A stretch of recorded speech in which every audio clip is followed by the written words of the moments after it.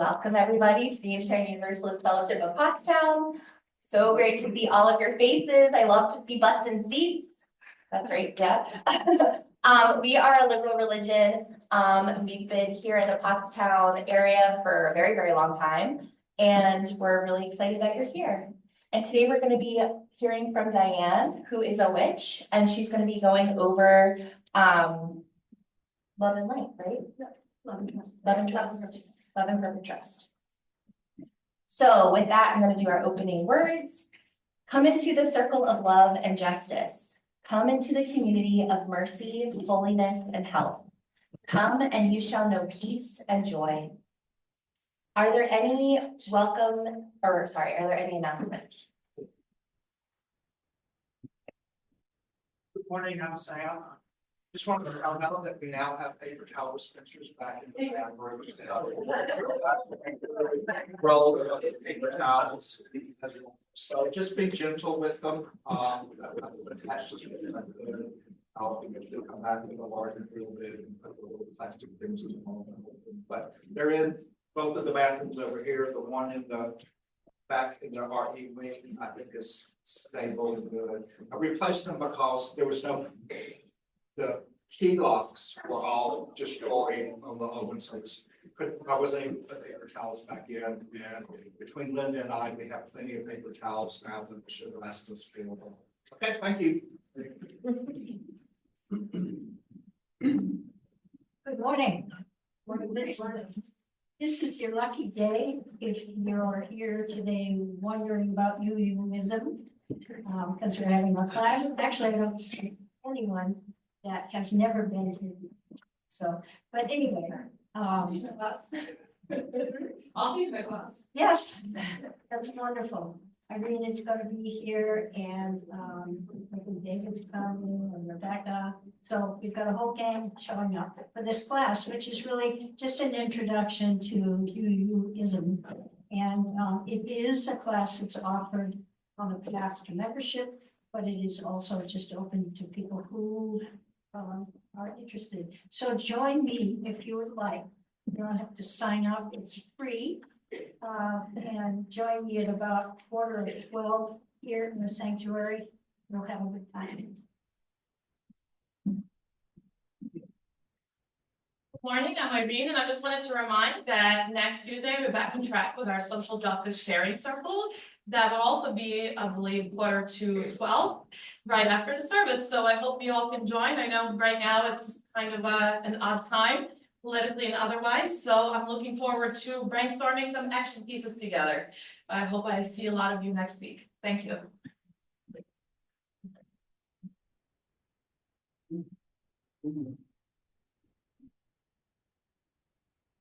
Morning, I'm Clifford, and I'm helping to organize the big potluck that's coming up February 15th.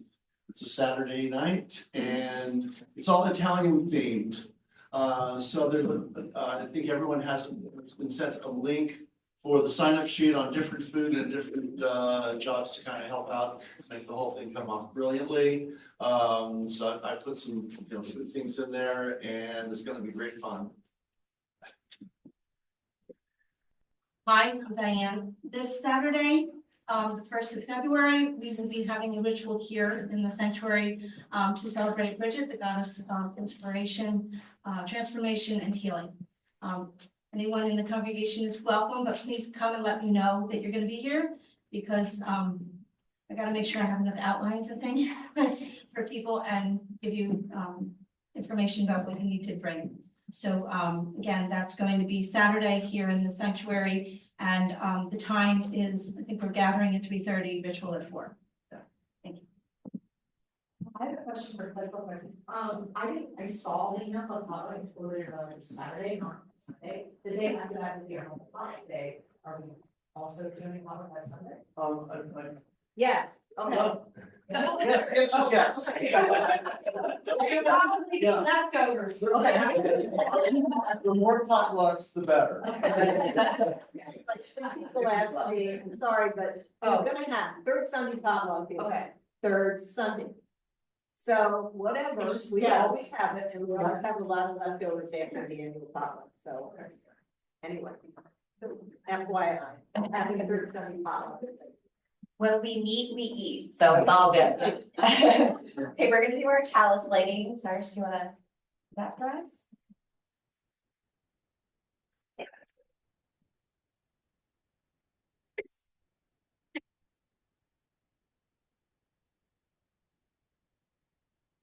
Blessed is the match consumed in kindling flame. Blessed is the flame that burns in the heart's secret places. Blessed is the heart with strength to stop its beating from honor's sake. Blessed is the match consumed in kindling flame. And that is by Hannah Sinesh. Our opening hymn today is number 18, What Wondrous Love. That's in your grade hymnal. So we.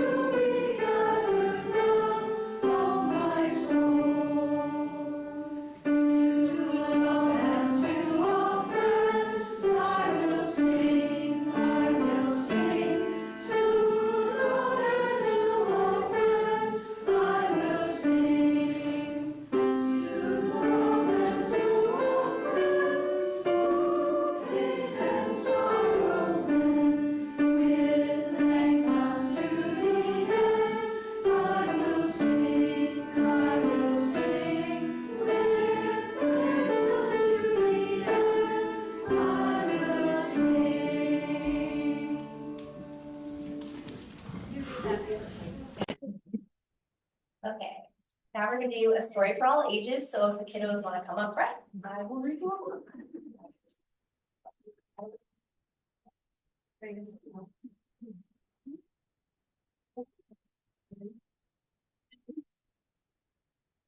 All right, this is called What Witches Wear. And this is written by Andrea Stein, illustrated by Taylor Barron.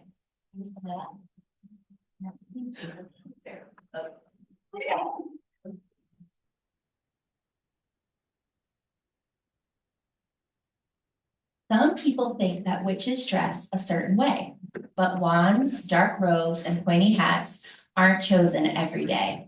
I've never seen Diane wear black. Let me introduce some friends, some witches that I know. These witches each have different ways their witchiness can show. Making bubbly potions, measuring just right, in the lab and on the go, this science witch wears white. Twirling up on stage and moving so in sync, when she's in the element, this graceful witch wears pink. She a ballerina. Talking with the neighborhood, thinking with her head, when she's sitting as a lawmaker, this fleeting witch wears red.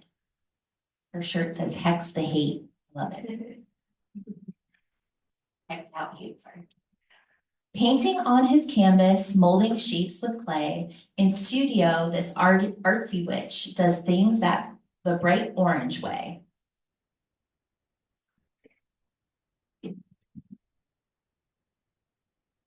They always have a smiling face or silly hello dance, Teaching classes filled with kids, this witch wears yellow pants.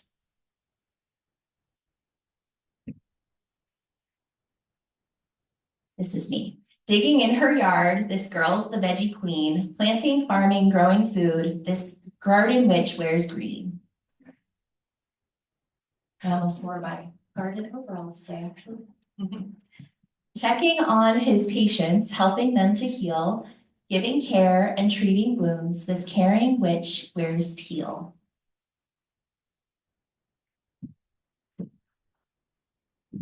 Loading up round boxes, bringing them to you. When making big deliveries, this postal witch wears blue.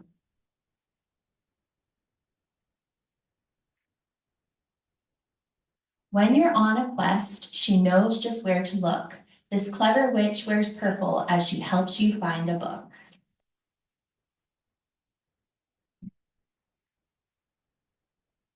Working day and night at the best restaurant in town, with an apron and a chef's knife, this kitchen witch wears brown.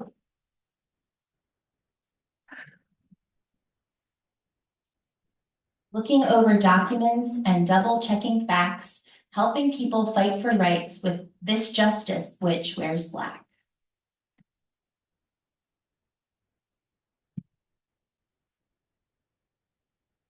A witch can wear the rainbow, any color that they please, a fancy lacy nightgown or jeans with worn out knees, perhaps a scratchy sweater or a skirt that sweeps the floor. You might already know a witch, they may be right next door. So what is that? What is that makes a witch is, if not the clothes they wear? Is it the town they live in or the way they wear their hair? It's not the kind of pet they have. It's not a broom they ride. What really makes a witch is the magic that's inside. And now we'll sing the kiddos out.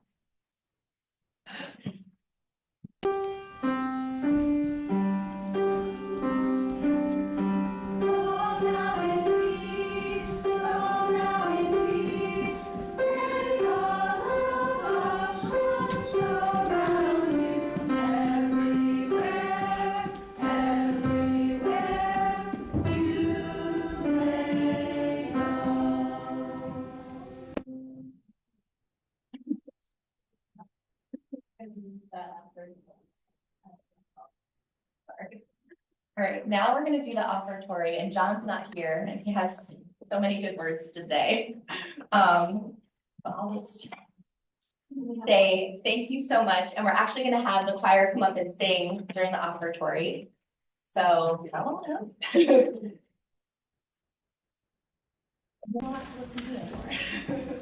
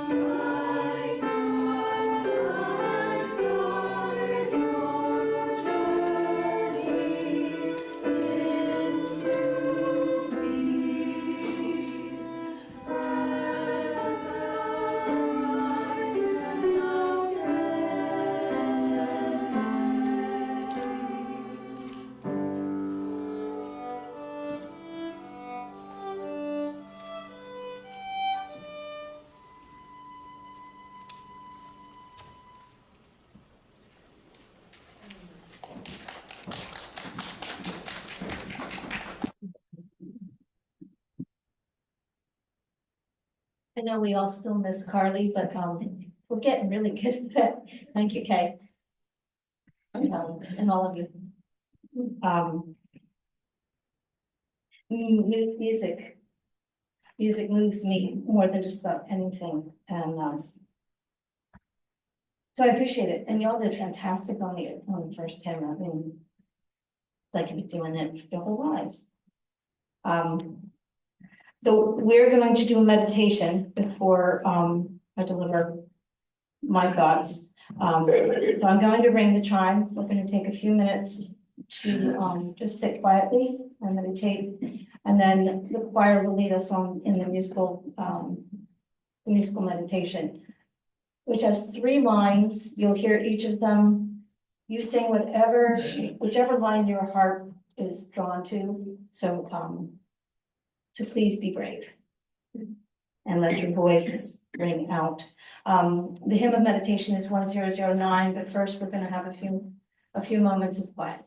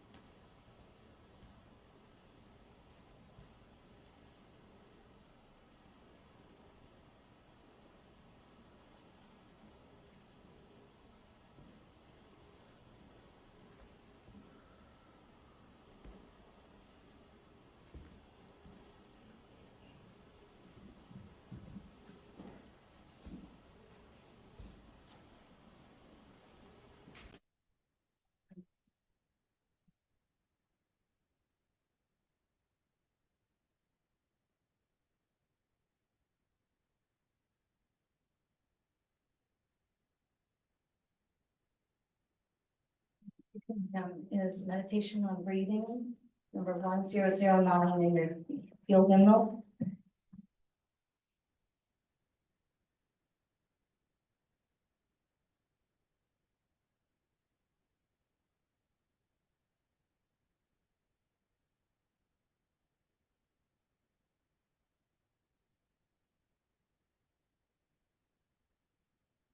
We're going to start with the third line.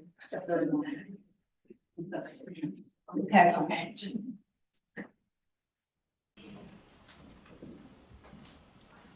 Any more instruction? We're gonna Okay. start with the All drum right. and then. Your main job is. And then come in whenever you feel like it. Join in when it moves you. you want. Sing the melody. Okay. And then CJ, And I'll. CJ is going to let you know when it's the time to finish the last of it. Okay.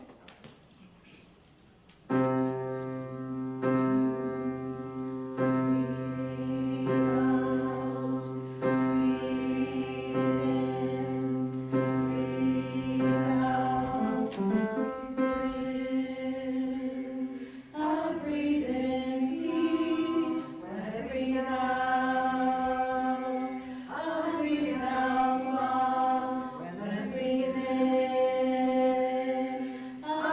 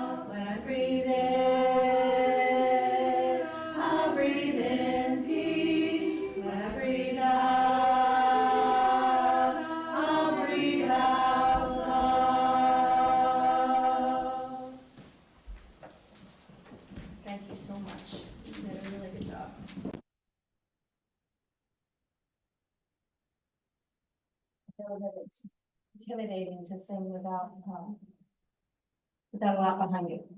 But we do a good job. We just have to be brave and use our voices. So the topic of what I'm going to talk about today is perfect love and perfect trust. First, let me introduce myself yet again. My name is Diane Oweneth Evans. I am the High Priestess of a Wiccan coven based here in Pottstown, Pennsylvania, called the Weavers of the Moonfire. I'm a third-degree initiate of the Assembly of the Sacred Wheel, it's based in Delaware. I am a member of this fellowship, and I'm a witch. So Wicca is not a terribly old religion. UUism is far older.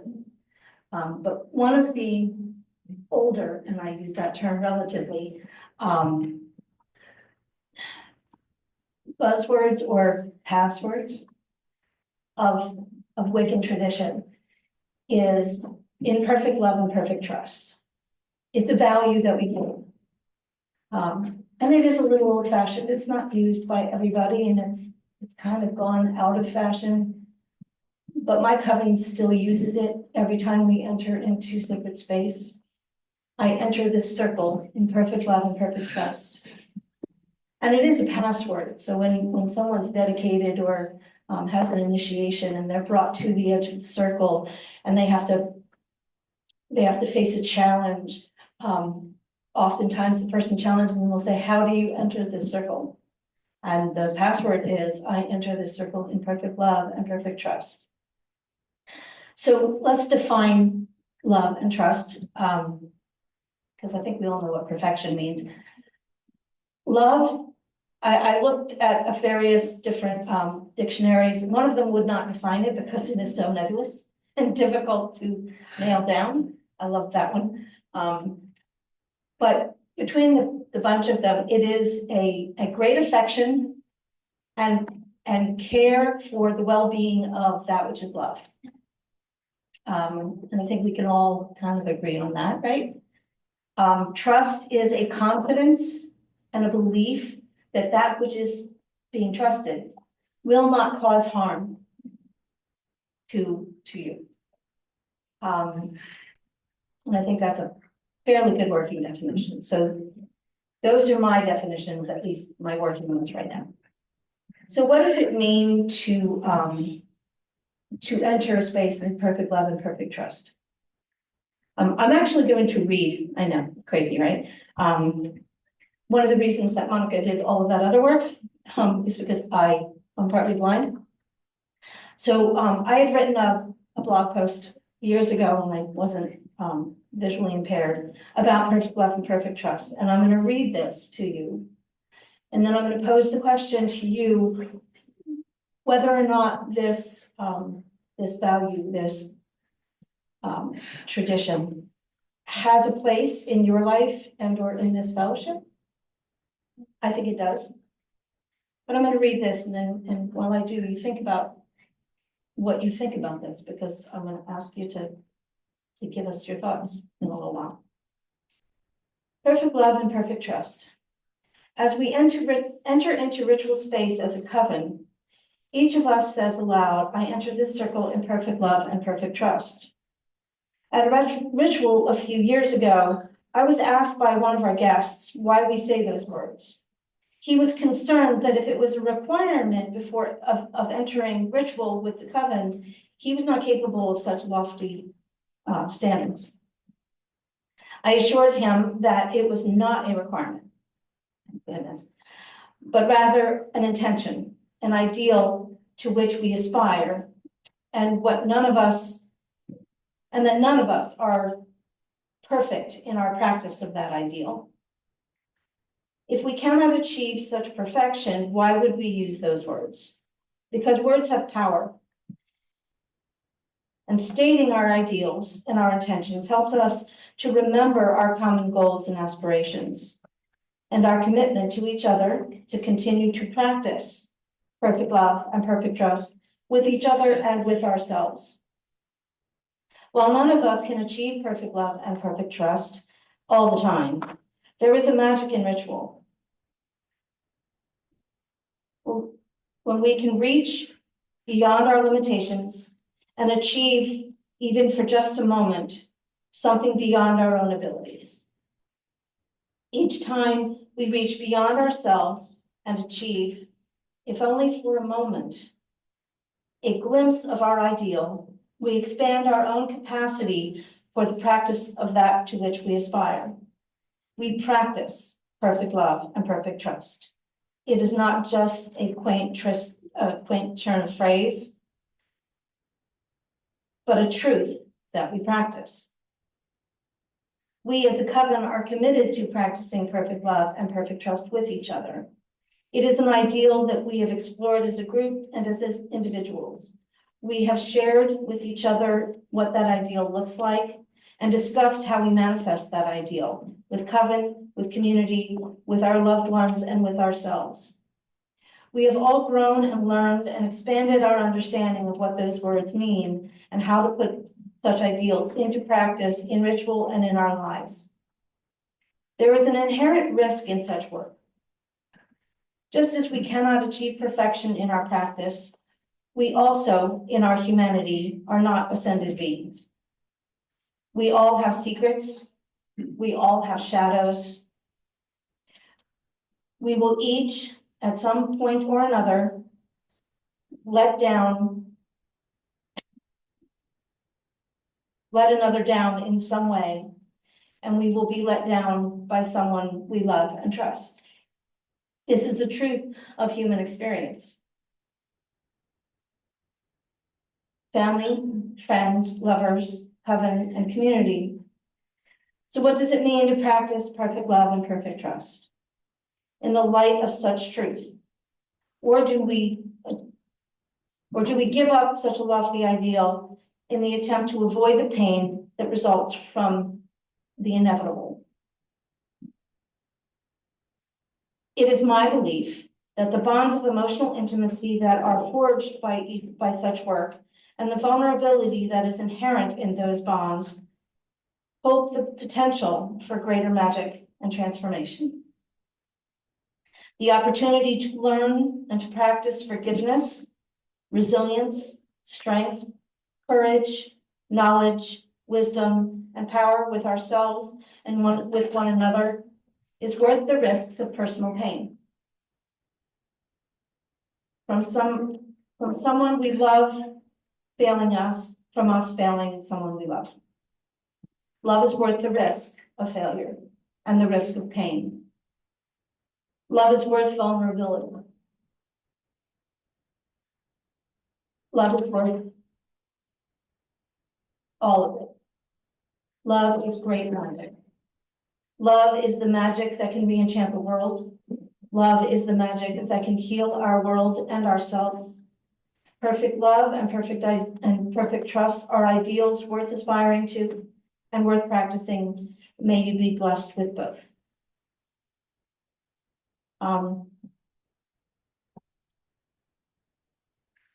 obviously, I believe that this is a value, and I don't believe that it is out of line with the values that we say we have as UUs.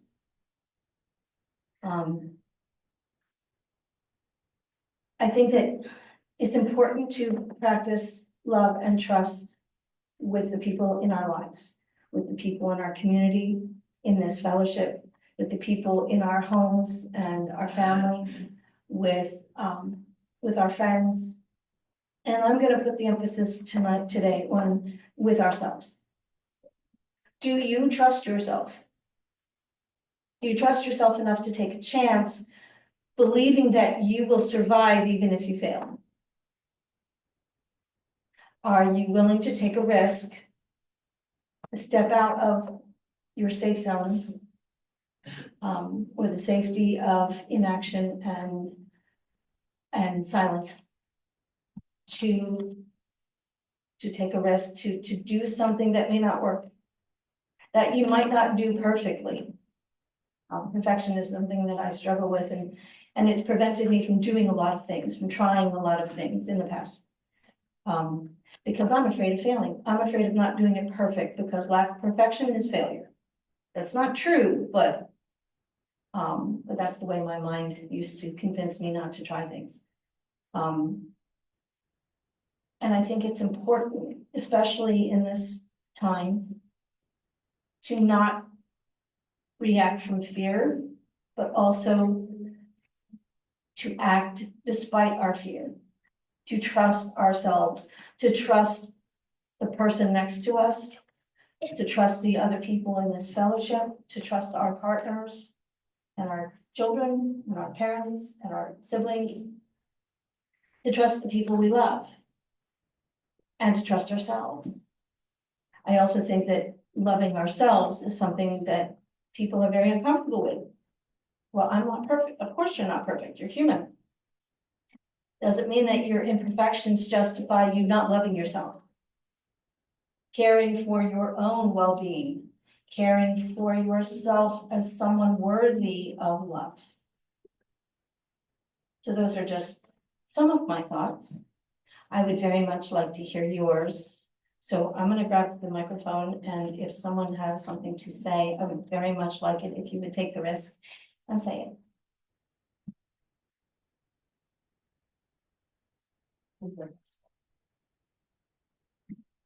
Oh, there it is. I think it's on. Yeah. Does anybody have anything they would like to add to the conversation? Please make it a conversation. I don't want to just standing here by myself.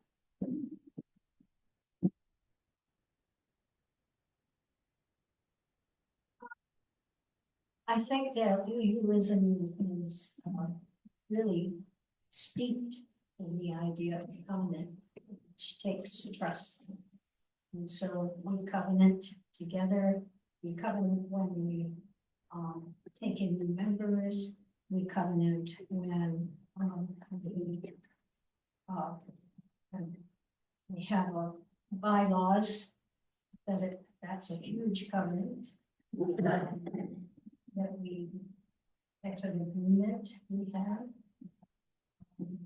And so I think that that's really a mainstay in the new tradition.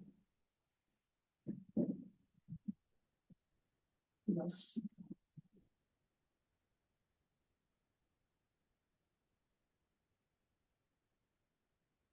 Happy shoes today.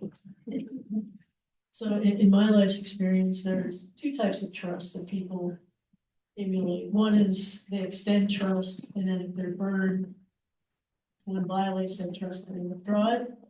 And the other type is, that they don't trust you until they get to know you. And so in my life's experience, I had to figure out which type of person am I engaging with, how do they trust, and then go from there.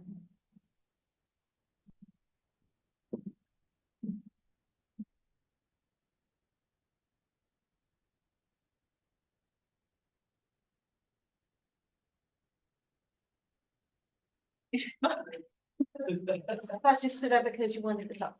Okay. Anybody else, Lori?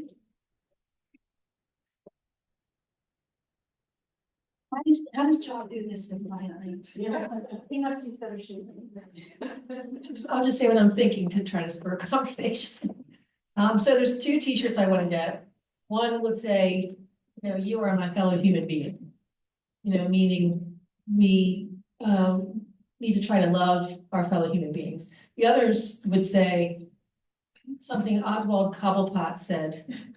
You guys know Oswald Cobblepot? He's a penguin. He's the penguin from Batman. And he said, humanity, you never fail to disappoint me.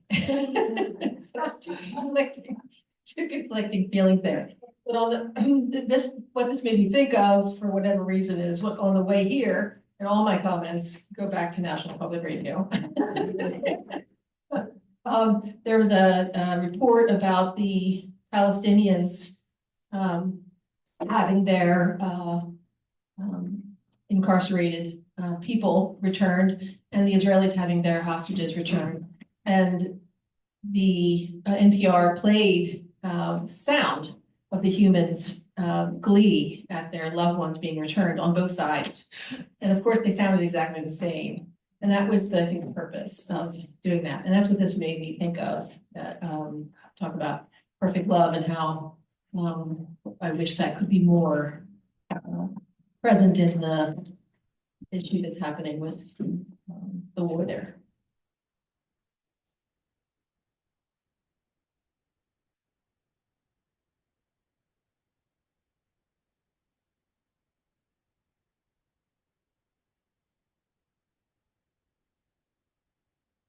To me, perfect love and perfect trust is all about your intention in that moment. So when you're coming to fellowship and you have like good intentions, and sometimes people can read into like you, but that doesn't matter.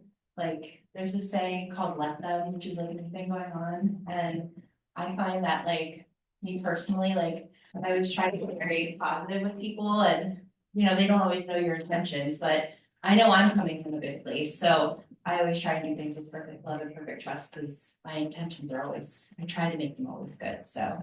When you're coming to here or circle, you know, you're entering that space with just that good intention, so. And it's good to assume that of others as well, which makes the world a better place, so. Yeah, I think when somebody lets you down, it's really a good policy to assume that their intentions are good, that, you know, that they did not intend to harm you or hurt you, and to give them grace as well as yourself.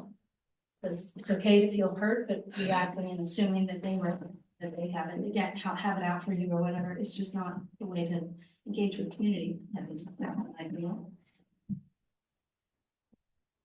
I was going to say, and then you took the word, grace. Not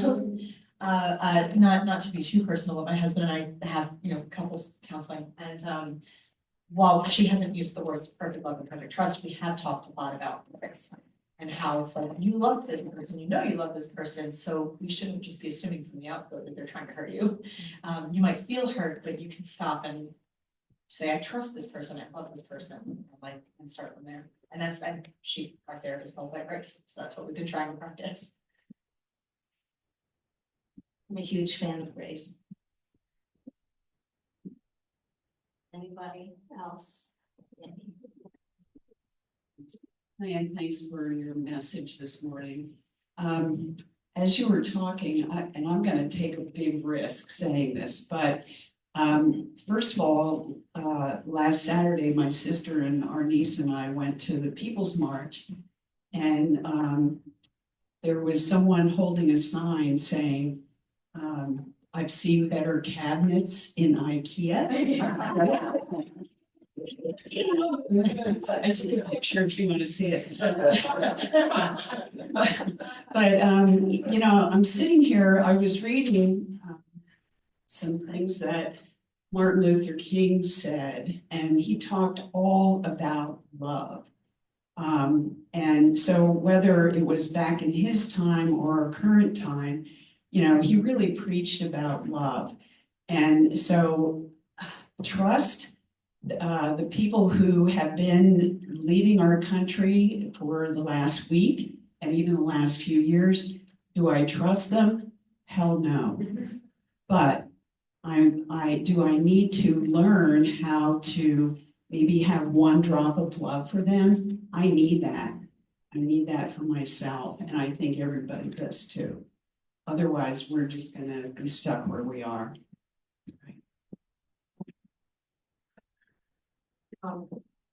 I don't think I have any trust whatsoever in government. Having compassion for another human being, though, I think is important. But mostly I'm mostly concerned with the people whose faces I come face to face with.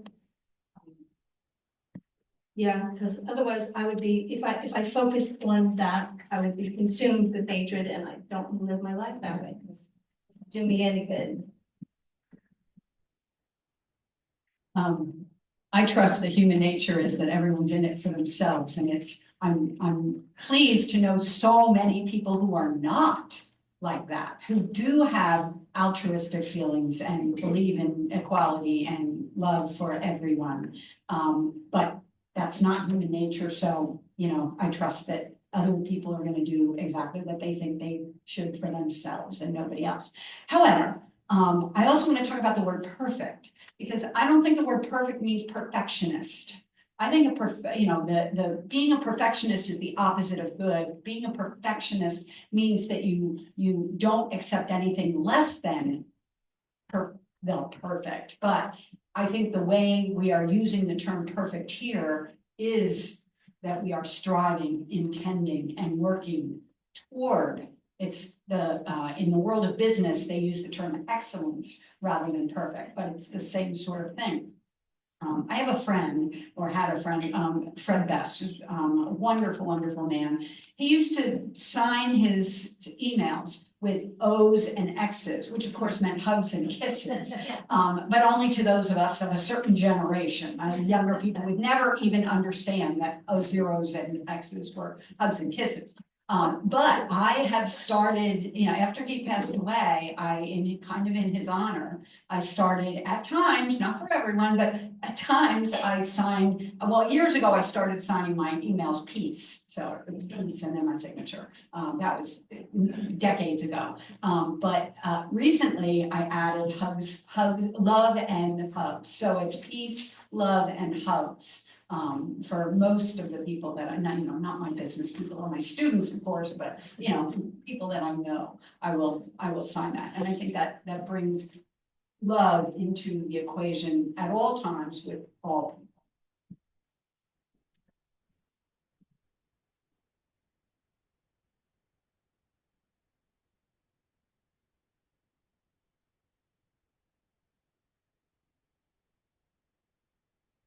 I have a lighthearted comment, which is in response to CJ's comment about X's and O's, which is that every time my mom sends a text to me, she puts at least 5 X's and 10 O's.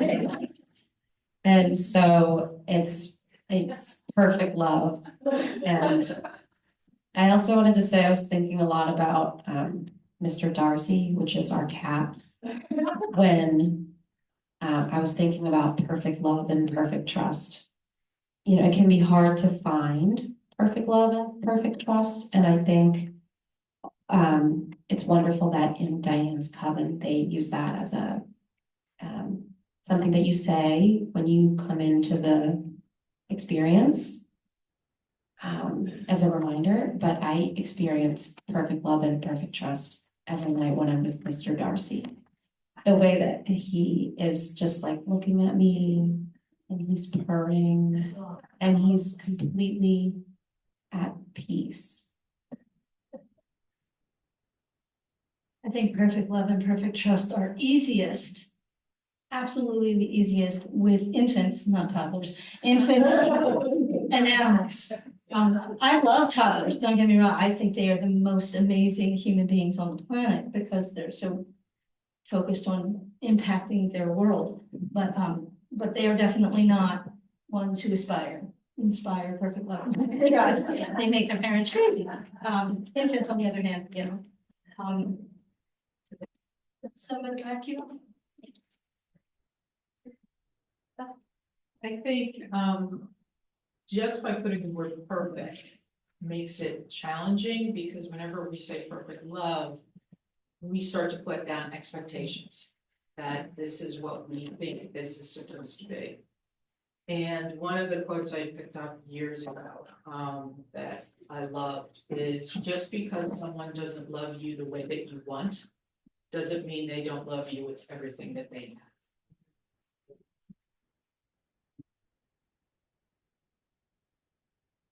Love that, thank you. It's cute, the Valerie. There you go. So the one word I was thinking about this week and a couple weeks ago during Linda's sermon was the word vulnerability. And I know that for some people that might be like a Brené Brown lecture, and I'm not an expert, so I'm not going to try to quote her, but to me, you know, and when you mentioned infants, because that's exactly what I was thinking with the cat too, infants and pets, that there's a there's an innocence, there's a vulnerability there. And I think that that kind of underlies the perfect love, similar to when you come into the circle, right? You're expressing a vulnerability there. And I think what happens, and I do a lot of Buddhism study and maybe a bodhicitta, right? Like this open heart, this soft spot, this vulnerability. And I think it even goes back to what CJ said, that, you know, we start to assume that other people are going to be in it for themselves. And all we do is we calcify over the soft spot, over the vulnerability. And I don't know how to deal with that because I open it up and then I just get so emotional. But I think that's key, right? That's key to perfect love. It's key to perfect trust, because without the vulnerability,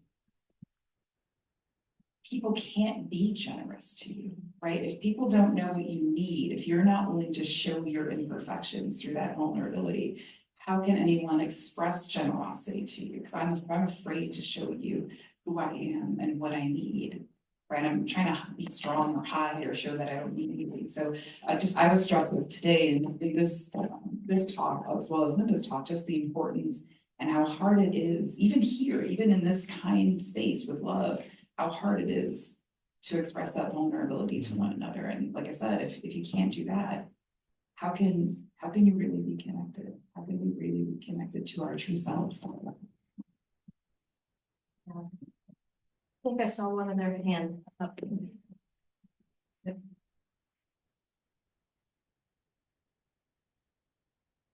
Speaking about altruistic people, about a month ago, I came across an article about this organization, and it's worldwide, and it's called looseends.org.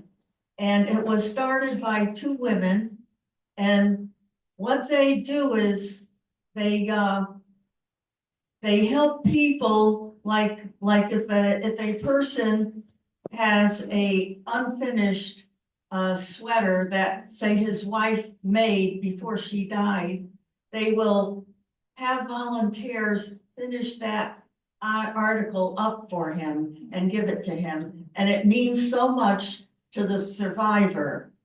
And these two ladies started this, and they have volunteers all over the world doing this work in all kinds of needlecraft, not just knitting, but other areas. And so there's a lot of people who need this finished. They want their projects finished, and now they have a place to apply, and looseends.org to get their projects done. And I think it's wonderful to think about the altruism worldwide, all over the world, all of these volunteers who love unconditionally and want to take on and finish someone else's project to make them happy, in their life.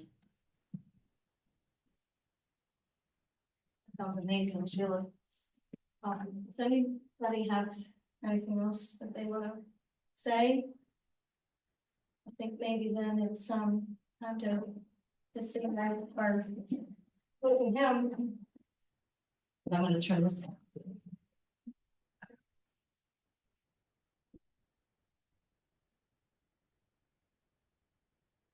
Yeah, then first, then.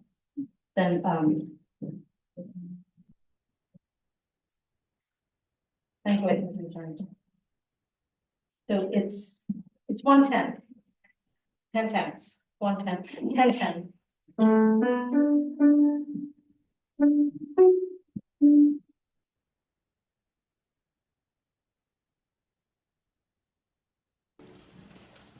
Oh, give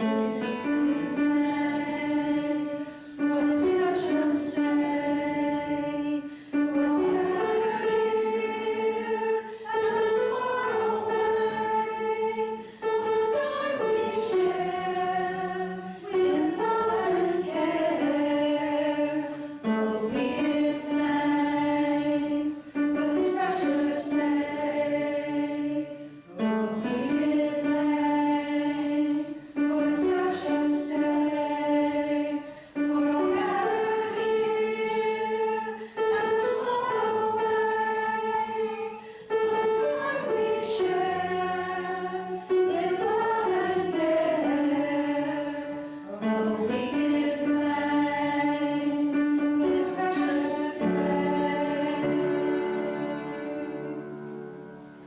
guys are getting better all the time.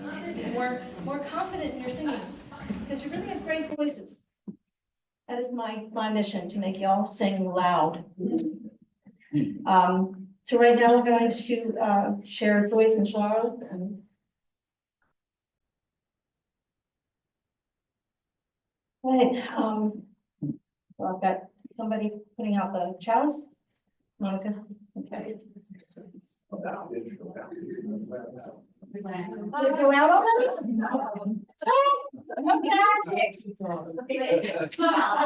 And we were done. Let's still say our words together. We extinguish this flame, but not the light of wisdom, the warmth of community, or the fire of commitment. These we carry in our hearts and in our hands until we are together again. Thank you very much, everybody, for participating. I appreciate it. There is coffee in the fellowship hall. So, and yummies, I'm sure.